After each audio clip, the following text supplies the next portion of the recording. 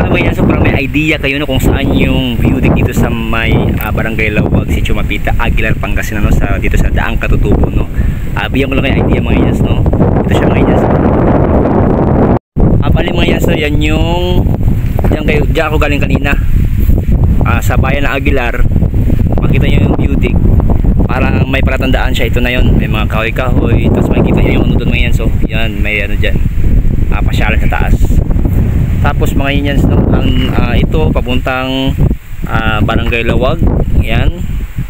Ito naman pag diretso mo papuntang Sambales no, sa Sambales na probinsya ng Sambales, katabi ng bayan ng Pangasinan, na probinsya ng Pangasinan.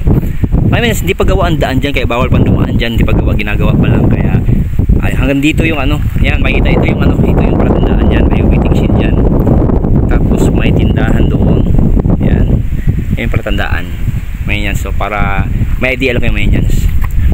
Okay mga yan,